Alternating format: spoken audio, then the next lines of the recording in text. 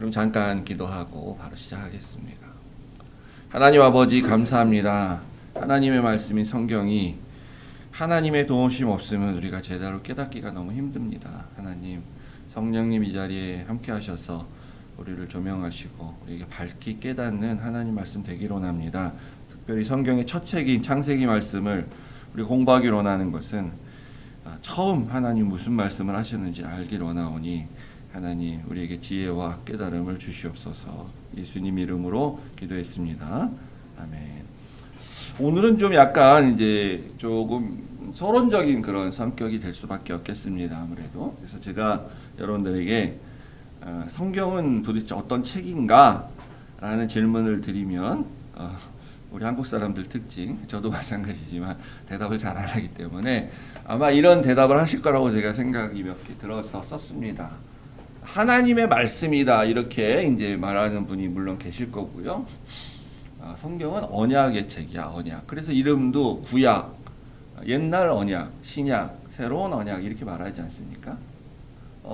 성경은 결국은 이제 복음에 관한 책, 또 다른 말로 하면은 예수 그리스도에 관한 책이다라고 이제 이런 식으로 그 외에도 뭐 많이 있겠지만 뭐 세상에서 가장 많이 팔린 책이다, 베스트셀러다, 뭐 이런 얘기도 할 수 있을 텐데요. 대략 이제 이렇게들 보통 얘기를 하실 겁니다. 그럼 우리가 하나님 말씀도 맞고 다 맞아요. 하나님 말씀이라는 건데 그럼 무슨 말씀을 하셨나가 이제 우리의 또 다른 질문이 되겠죠. 성경에서 도대체 하나님 무슨 말씀을 하셨냐? 언약이라고 할 때도 그러면 그 언약의 내용이 무엇이냐? 라는 거예요. 복음은 또 뭐냐?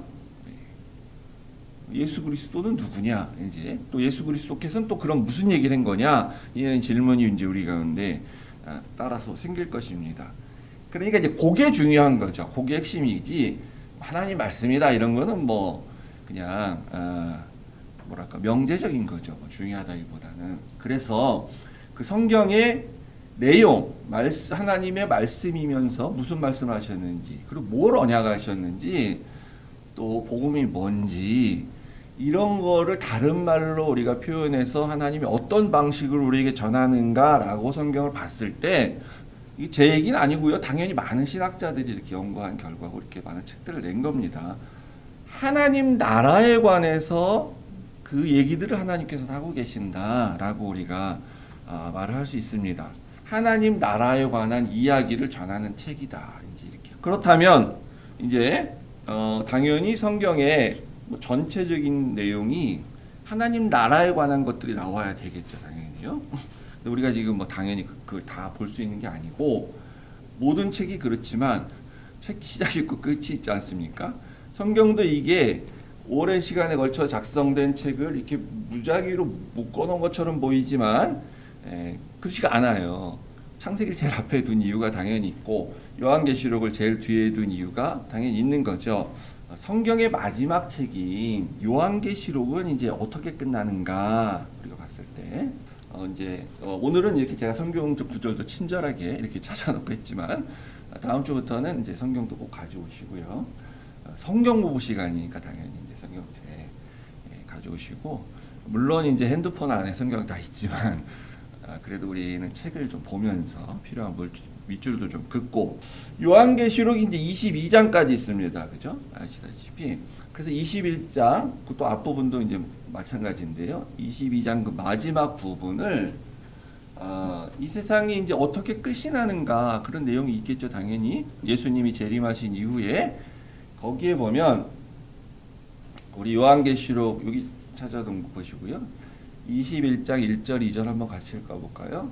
또 내가 새 하늘과 새 땅을 보니 처음 하늘과 처음 땅이 없어졌고 바다도 다시 있지 않더라. 또 내가 보매 거룩한 성 새 예루살렘이 하나님께로부터 하늘에서 내려오니 그 준비한 것이 신부가 남편을 위하여 단장한 것 같더라. 하늘과 땅이 지금 있죠. 우리가 살고 있는. 근데 이 하늘과 땅이 아닌 새로운 하늘과 새 땅이 하늘에서 내려왔다거나 혹은 이제 다시 재창조가 된 세상을 우리가 보게 된다는 거예요. 근데 우리가 오늘부터 창세기 공부하는 건데 창세기에 이제 세상 창조에 대한 얘기가 나오죠. 그러면 그 창조에 가신 그 땅과 그 하늘이 아닌 새로운 땅, 새 창조가 일어나게 된다는 것, 세상 마지막 때에. 그러면서 또 봤는데 새 예루살렘이 하늘에서 내려온다라는 거예요. 거룩한 성, 새 예루살렘.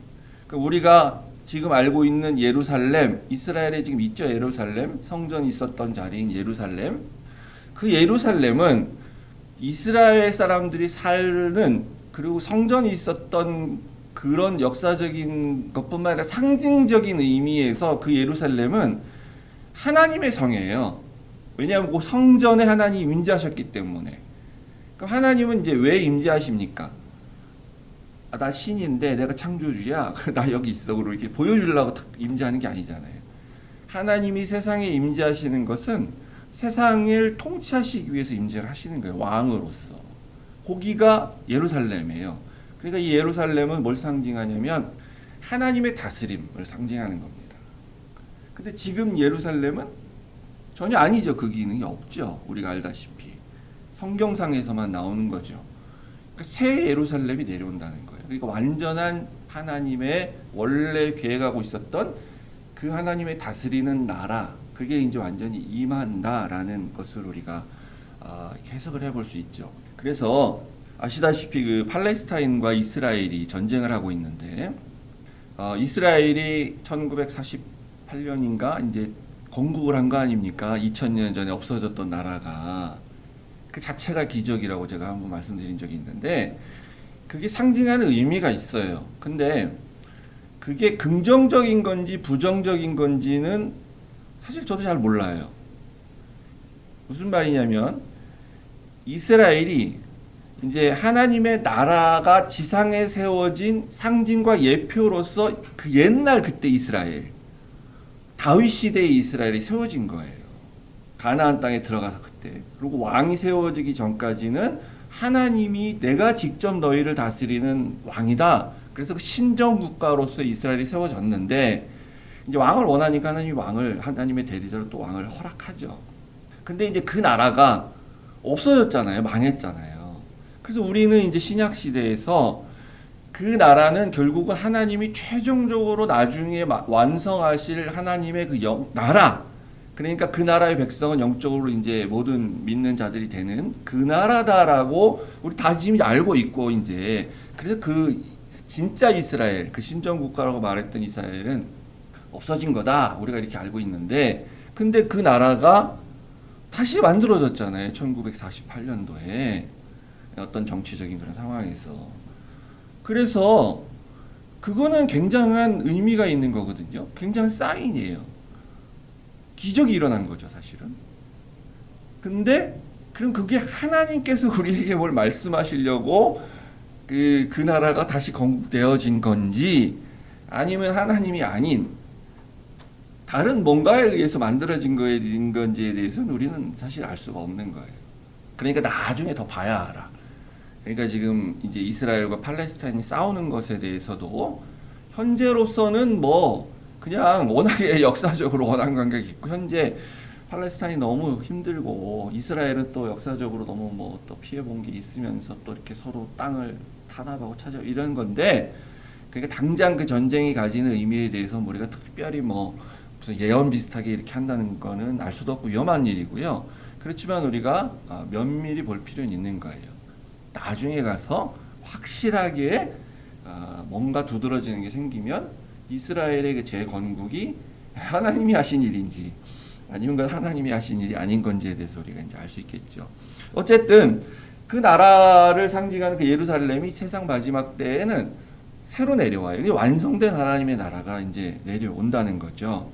그래서 이 성경의 마지막이 하나님 나라의 완성으로 끝난다면, 그러면 성경의 시작에 당연히 하나님 나라를 하나님께서 어떻게 왜 시작했고, 그래서 그 나라가 어떻게 전개돼서 이제 요한계시록에 나온 것처럼 그때 완성될 것이다 라는 얘기가 전개가 되겠죠, 당연히. 그래서 그러면 창세기에서도 하나님의 나라에 대한 언급이 있는가 하는 것입니다.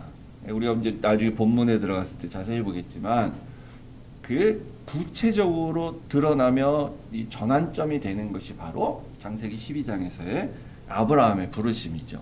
제가 1절 읽을게요. 여러분 2절 읽으시기 바랍니다. 3절은 같이 읽고요. 한번 읽을까요?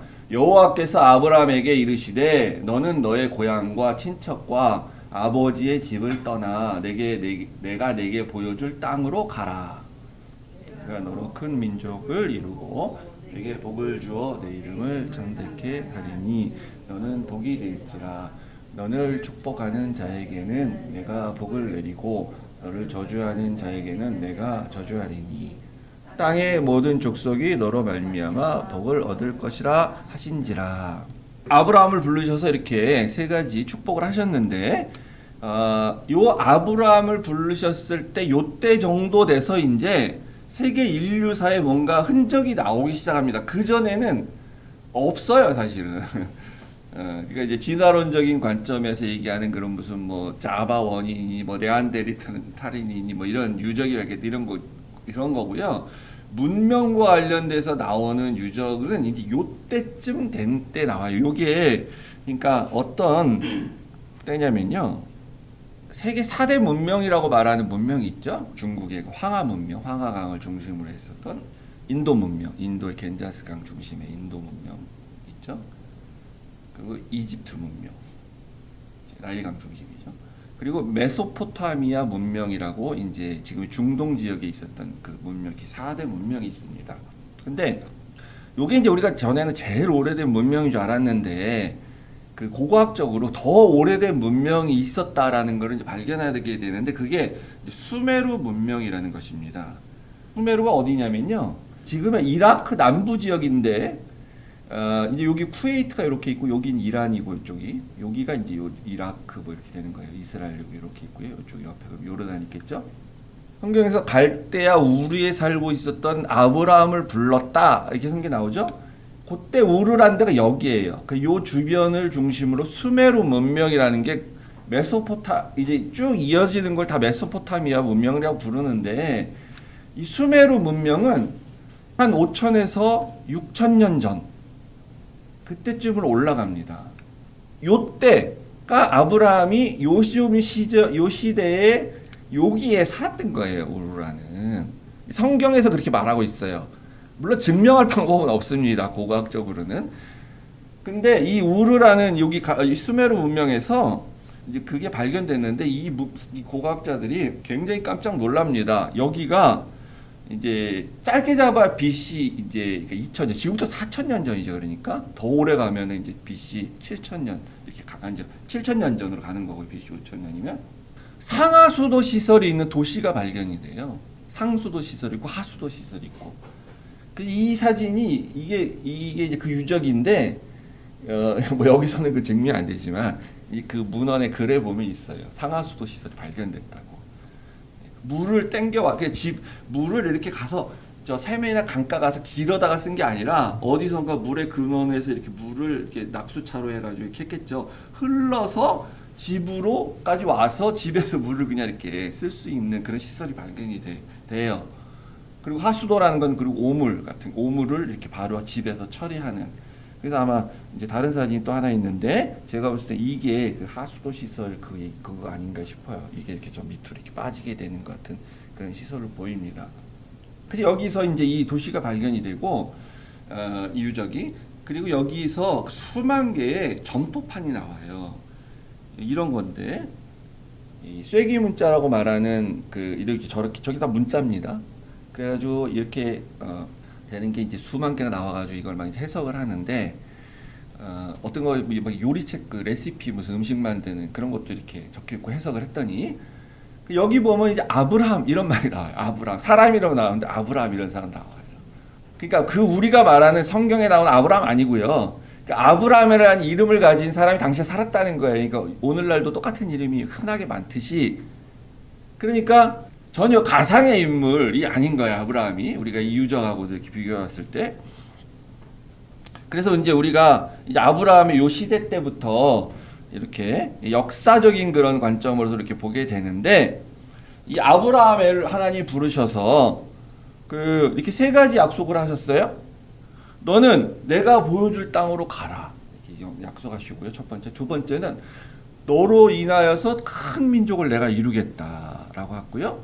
세 번째 3절에 나오는 약속이 이제 축복이면서 이게 이제 헷갈릴 수 있는데 이런 말입니다. 너를 축복하는 자는 내가 그도 복을 내리고 너를 저주하는 자는 내가 그도 저주하겠다. 이건 뭐냐면은 내가 주권을 가지고 너를 보호하는 왕이 되겠다. 내가 너를 보호해 주겠다. 그러니까 너는 내 말을 잘 들으면 나에게 충성하면 너를 보호해 주겠다. 이런 얘기인데 그래서 이걸 오늘날로 말하면 영토, 국민, 주권 이렇게 말하죠. 근데 우리가 이제 중고등학교 때 배웠을까요? 기억해 보시면 영토, 국민, 주권 이게 뭐냐면은 국가를 정의할 때 말하는 것이에요. 이렇게 세 가지 요소가 성립이 되어져 있어야만 국가예요. 그래서 우리가 일제시대에 아시다시피 영토도 그대로 있었죠. 한반도 그대로 있고 거기에 한 2천만 정도 되는 국민들 그냥 그대로 살고 있었죠. 근데 일제시대 때는 대한제국을 세계가 인정하지 않았어요. 일본의 속국으로만 했죠. 우리는 나라가 아니었습니다. 그 당시에. 왜냐하면 주권이 없기 때문에 그런 거예요. 주권을 가지고 다른 나라랑 뭐 외교 활동을 한다든가 이런 게 안 되는 거예요. 일본의 그냥 식민지 속국이 되는 거죠. 이게 20세기나 돼서 나온 개념입니다. 20세기쯤 와서 국가란 건 무엇이냐? 이 세 가지가 있어야지 되는 거다라는 거예요. 근데 그러니까 놀랍지 않으십니까? 한 3,500년 전쯤 됐을 텐데요. 이때가 모세가 광야에 있을 때 썼을 테니까 창세기를 3,500년 전쯤에 오늘날로 말하면은 이 세 가지 국가의 개념을 그대로 아브라함에게 지금 얘기를 하고 계시다는 거예요. 그래서 성경에 어떤 하나님 나라, 천국, 왕국 혹은 성경의 천국, 하늘나라가 다 같은 개념인데 하나님 나라를 말하는 건데요. 그럼 하나님께서 당연히 우리가 생각해 보세요. 하나님께서 우리에게 하나님이 뜻하신 계획하신 뭔가를 이게 말씀을 하시려고 그래요. 그러면 우리가 알아들을 수 있는 말로 하셔야지. 우리가 도저히 이해가 안 되는, 해석이 안 되는 어디 우주의 어떤 외계 언어 같은 무슨 그런 언어로 도저히 우리 세상 사람들이 살고 있는 우리의 머릿속에는 개념도 없는 어떤 얘기를 하시면 그 무슨 의미가 있겠어요, 이게. 우리가 알아들 수가 없는데 그러면. 당연히 우리가 잘 아는 개념으로 얘기를 하시게 되시죠. 그래서 예수님도 비유 드실 때 다 주변에 있는 알고 있는 걸로 얘기를 하시는 거예요. 뭐 포도나무 비유 이렇게 들고 포도나무 잘 아니까 농부 얘기 이렇게 하고 그러시는 것처럼. 그러니까 하나님이 하나님 나라를 만드시려고 하실 때에 우리가 알고 있는 나라의 개념으로 얘기하셔야 우리가 잘 이해가 되죠, 당연히. 그러니까 정확하게 우리가 알고 있는 것대로 말씀을 하셨던 거예요. 3,500년 전에 내가 너에게 땅을 주겠다. 그리고 그 땅에서 살 수 있는 백성도 주겠다. 그리고 그 나라에 내가 친히 왕이 되겠다. 라고 얘기를 하시는 거죠. 고대 사회에서는 이제 누가 국가로 인정을 해주냐, 혼자서 우리 국가야 이런다고 되는 게 아니잖아요. 고대 사회에서. 고대 사회에서는 이제 강대국이 인정을 해주는 겁니다. 그러니까 당시 같으면은 이집트가 최강국이었으니까 그 당시에 이집트가 인정해주면 되는 거예요. 아 그래 이스라엘 나라야. 그 너 왕해. 내가 인정해줄게. 그리고 내가 널 보호해줄게. 단 네가 나의 신하로서 나에게 충성을 하면 그러면 내가 너를 건들지 못하게 해줄게. 그러니까 너를 누가 저주하면 침략하면 내가 가서 나도 가서 전쟁에서 때려 부셔주고 다른 나라가 너한테 잘해주면 그래요 나도 그 사람을 내 신하로 여기서 잘해주고 하겠다라고 하는 게 이제 당시죠. 고대 사회. 그래서 이렇게 말하는 겁니다. 그러니까 오늘날은 어떻게 합니까? 오늘날은 국가를 유엔이 인정하는 거예요. 유엔이. 그래서 오늘날 국가 수가 다 달라요. 유엔은 몇 개라 그러고 한국 외교부에서 말하는 나라 다르고 나라로 취급하는 게 다르게 어떤 데가 있고 아닌 데도 있고 막 그래요. 그러니까 그런 개념적 차이가 있어서 다른 겁니다. 나라의 개수가 다른 거예요, 지금. 그래서 이 창세기, 성경의 시작인 창세기에 하나님의 나라에 대해서 당연히 말하고 있는 거예요, 지금. 그리고 마지막 책인 세상의 마지막 때에 진짜 완성된 하나님이 나라가 올 것이라고 요한계시록 얘기하고 있는 거고요. 그러니까 우리는 당연히 성경에 모든 부분이 하나님 나라라는 관점에서 이렇게 채워져 있을 거라고 우리 상상할 수 있습니다. 그래서 이제 계속 본문을 보면서 얘기하겠지만, 이제 일단은 우리가 그 신약 시대에 어땠는가, 예수님이 오셔서 그걸 잠깐 보도록 하죠. 예수님께서 마태복음 14장 17절에 천국이 가까웠느니라 라면서 이제 공적인 사역을 시작하게 됩니다. 요한이 잡혔다고 소식을 듣고 난 이후에 세례 요한이 천국을 처음부터 가르치셨어요. 예수님 천국. 하나님 나라예요, 천국이. 예수님 첫 사역은 천국을 가르치는 거예요. 무슨 기적을 행하는 게 아니고. 대부분의 이제 비유에서 천국은 이런 것이다. 천국은 이런 것이다. 이렇게 얘기하시잖아요. 우리가 잘 아는 산상수훈 혹은 산상보훈이라고 말하는 거기서 마태복음 5장부터 7장까지 나오는데 그 내용을 쭉 보면 어떻게 해야 하나님 나라에 들어갈 수 있는가, 하나님 나라를 유혹으로 받을 수 있는가에 대한 얘기죠. 그 설교했죠. 그리고 마지막 그 종말에 대한 얘기를 하실 때에 감난산 광화라고 소위 말하는 24장 25절을 보면은 하나님 나라는 어떻게 이 땅에 임할 것인가에 대해서 얘기. 그리고 나서 이제 예수님 부활하시고 나서 사도행전 뭐라 그럽니까? 1장 3절에 보면 40일 동안 그들에게 이제 보이셨어요. 부활하시고 바로 하늘로 승천하신 게 아니고 그때 하나님 나라의 일을 말씀하시더라 라고 하나님 나라에 대해서도 계속 가르치셨어요. 예수님이. 그러니까 당연히 제자들도 그랬겠죠.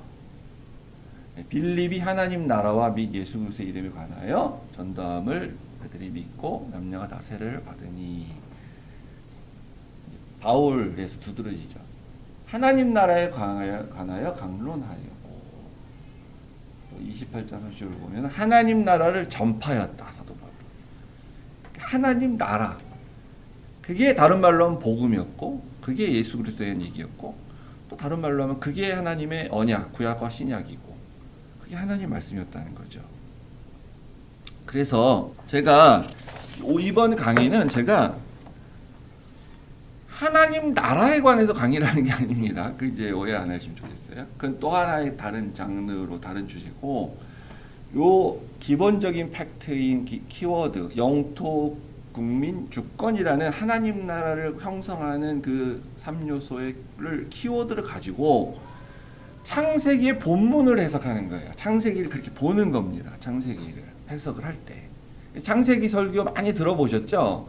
우리 뭐 교회 다닌 세월만큼 많이 들어보셨을 텐데 그래서 이제 예로 잠깐 하나 말씀을 드리면 이제 우리가 다음 주부터 1장부터 볼 건데 12장 가면 또 말씀드리겠지만 읽지 않겠습니다. 우리 다 아시는 그런 내용이기 때문에 창세기 12장에서 아까 말씀드린 것처럼 아브라함을 이제 부르셔서 세 가지 축복을 하셔서 아브라함이 하나님께서 지시한 땅, 그 땅으로 가요. 아브라함이 가나안으로 갔습니다. 갔더니 이제 12장 10절부터 무슨 말이 나오냐면 그 땅에 기근이 들었어요. 흉년이 들어서 이게 먹을 게 없어요. 그래서 아브라함이 애굽에 먹을 게 좀 있으니까 애굽은 그 워낙 풍부한 그런 곡창지대이기 때문에 날강 하류가 애굽으로 내려가죠.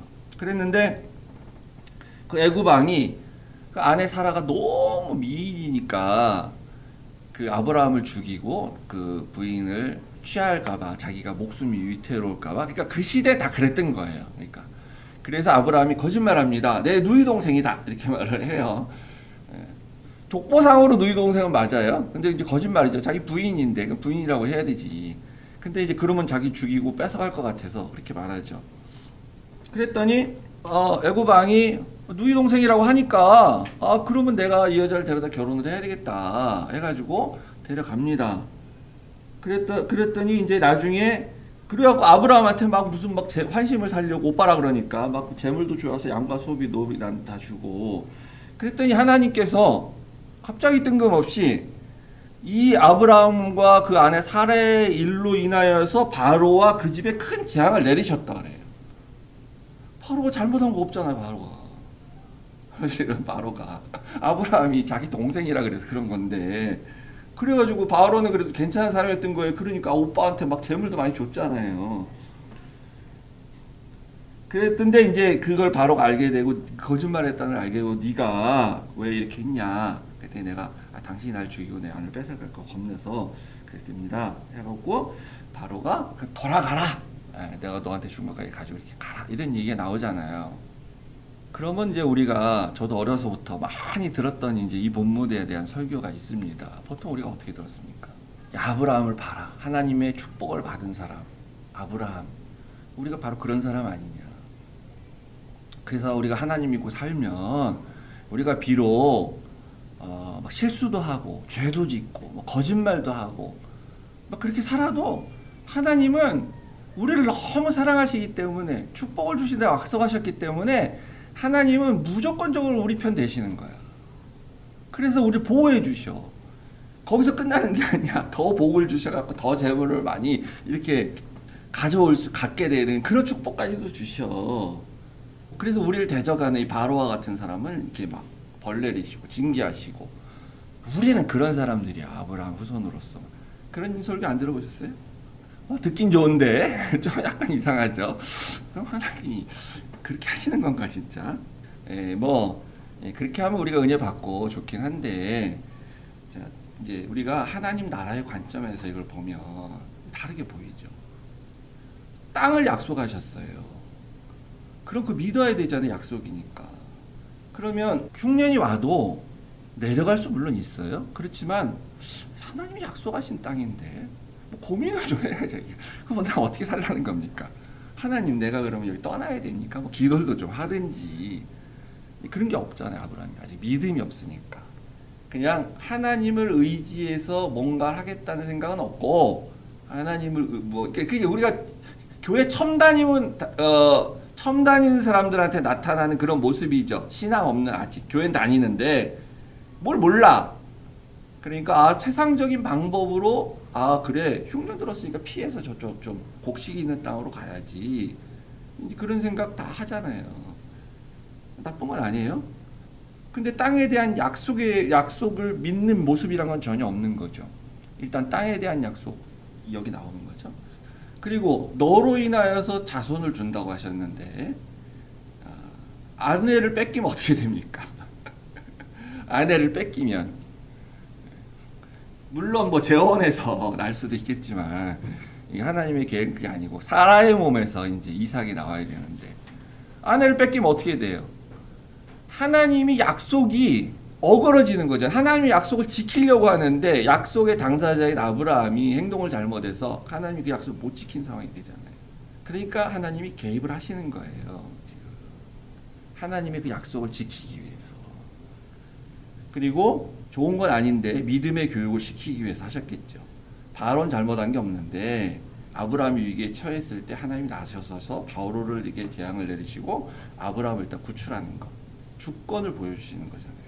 너의 주인은 바로가 아니고 당시의 제국 이집트의 왕 바로가 아니고 나다. 그걸 보여주는 거죠 지금. 믿음을 키우기 위해서.